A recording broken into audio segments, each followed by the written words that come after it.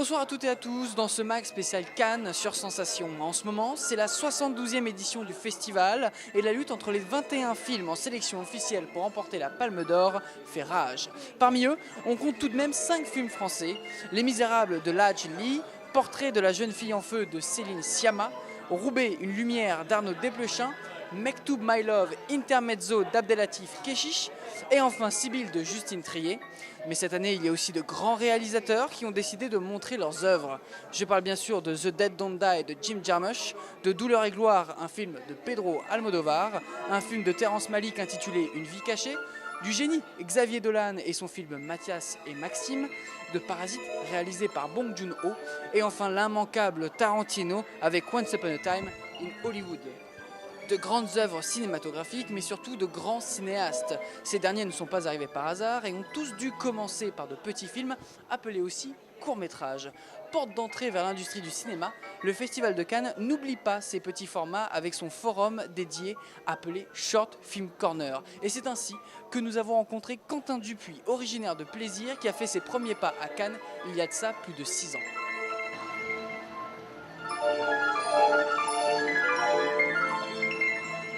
Quentin Dupuis, vous avez 28 ans et vous êtes réalisateur. Les auditeurs de Radio Sensation vous connaissent bien. Ils ont suivi votre évolution professionnelle. L'une des premières fois où nous vous avions rencontré, c'était il y a quelques années de cela. C'est parce que vous aviez inscrit l'un de vos courts-métrages au Short Film Corner. C'était Le temps d'un repas.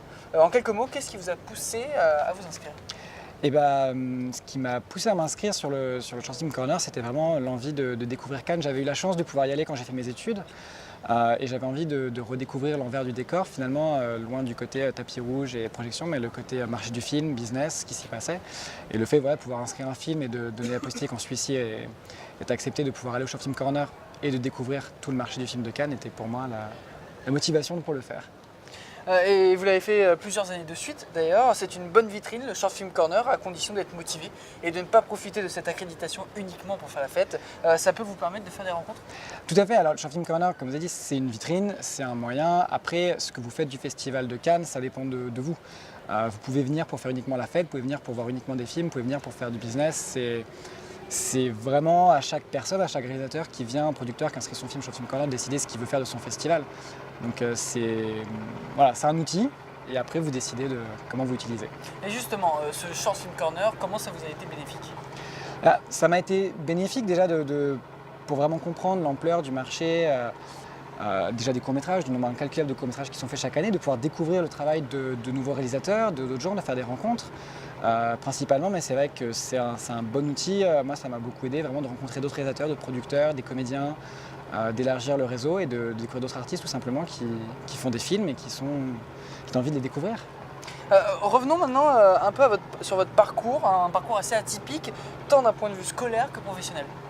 Alors atypique, je ne sais pas, est-ce qu'il y a que des parcours finalement pas atypiques dans le cinéma ? C'est vrai que moi j'ai commencé classiquement par un BTS visuel en images, j'ai travaillé après en technique, en assistant vidéo, assistant caméra. J'ai fait une école de comédien aussi, principalement en tant que réalisateur pour mieux comprendre le travail des comédiens, pour m'améliorer, pour être en tout cas j'espère un meilleur réalisateur aujourd'hui. Et après j'ai continué à travailler et j'ai fait mon premier court-métrage et monté ma société. Donc aujourd'hui vous êtes réalisateur, quelquefois acteur, vous avez donc plusieurs casquettes. C'est quelque chose que vous aimez ? Je pense que finalement, au-delà du fait d'aimer ou de pas aimer, on est obligé aujourd'hui d'avoir plusieurs casquettes dans ce métier. Vous ne pouvez plus dans le monde. Aujourd'hui, tout le monde prend son téléphone et faire un film, monter, n'importe quel ordinateur peut monter un projet. Donc vous avez besoin d'avoir plusieurs casquettes finalement pour progresser, pour avancer, le coût a tellement diminué, le coût pour pouvoir faire un film est tellement plus bas aujourd'hui. Vous êtes obligé d'être votre producteur, d'être réalisateur, d'être monteur. Pas forcément en tout cas de tout faire tout le temps, mais de connaître plus facilement les différents métiers qui font partie de la fabrication d'un film. Et cette année, vous êtes encore présent à Cannes avec votre associé. Vous représentez votre société de production Velvet Sun Production. Vous pouvez nous en dire plus sur les projets à venir ? Tout à fait. Donc Velvet Sun Production est une société maintenant qui est encore relativement jeune, mais on développe maintenant 3 projets de long métrage, 2 en langue anglaise et 1 en langue française. Et avec mon associé, on est venu au marché cette année afin de pouvoir on appelle packager le film, c'est-à-dire vous cherchez des castings, des comédiens et vous montez vraiment tout votre projet afin de trouver des financements auprès d'autres producteurs ou des financeurs, des investisseurs pour pouvoir avoir le budget et tourner. Et vous, Cannes, avant, ça représentait quoi avant la première fois avant d'y venir la première fois ? C'est vrai qu'avant d'y venir la première fois, c'était souvent dans l'image des médias, on a vraiment le côté paillettes, tapis rouge, projection, compétition. Mais une fois qu'on découvre finalement le verre du décor, Cannes c'est un des plus gros marchés du film du monde.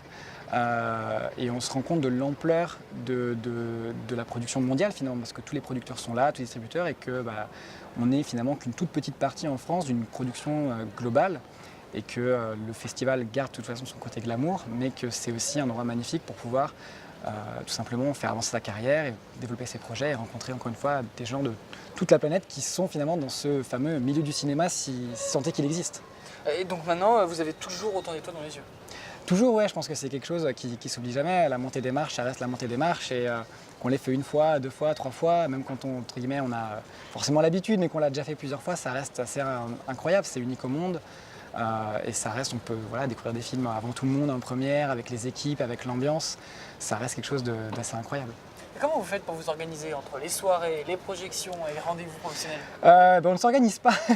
Non, c'est vrai que c'est compliqué, mais il y a une partie de façon de préparation en amont, des rendez-vous la journée, des soirées, des projections, et puis après il y a toujours une part d'improvisation finalement. On revoit des gens qu'on a déjà vus, ils font telle chose, donc on va aller avec eux, et ainsi de suite. Donc c'est vrai qu'il y a une part de planifier, une part d'improvisation, mais ça fait la beauté, je pense, du festival. Et pour terminer, votre meilleur souvenir à Cannes, c'est quoi? C'était ma première montée des marches. Ouais, ça reste quand même première montée des marches, qui était, je ne dis pas de bêtises, pour Drag Me to Hell de Sam Raimi. Donc ça remonte à il y a quelques années déjà.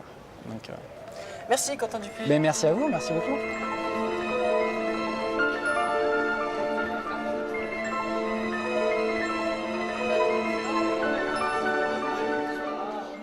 Lui est passé du court-métrage au long-métrage. Avant de se quitter, je vous propose de découvrir un extrait du film Les Misérables de Ladj Ly, un film en compétition tourné à Paris et en Seine-Saint-Denis.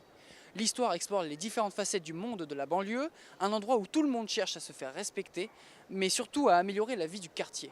La police, les frères musulmans ou encore les fameux grands frères, le film Les Misérables, dont le passage à Cannes a été salué pour son honnêteté et sa justesse, jamais dans la caricature des partis, le film démontre que rien n'est jamais si simple, rien n'est tout blanc, rien n'est tout noir. J'en appelle à votre esprit d'équipe, la cohésion. Sans cohésion, pas d'équipe.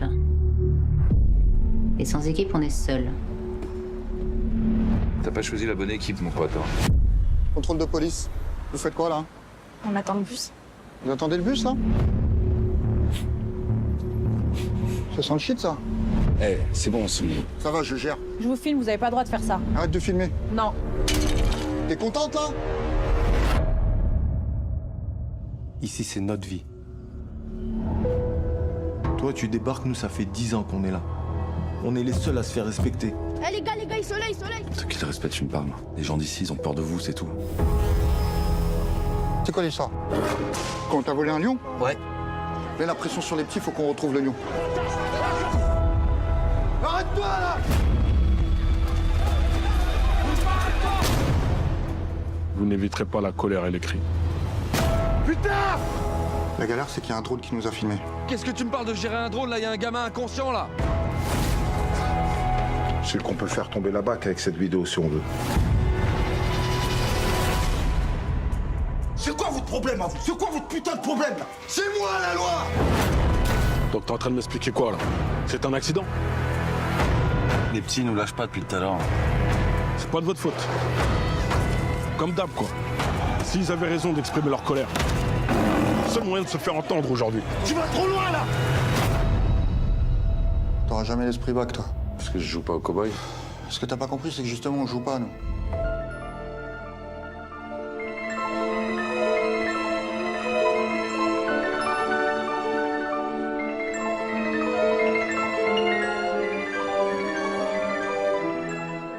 C'était le Max spécial Cannes sur Sensation. Vous pouvez retrouver cette émission en podcast audio et vidéo sur notre site et notre application Radio Sensation, ainsi que d'autres interviews et reportages sur notre chaîne YouTube.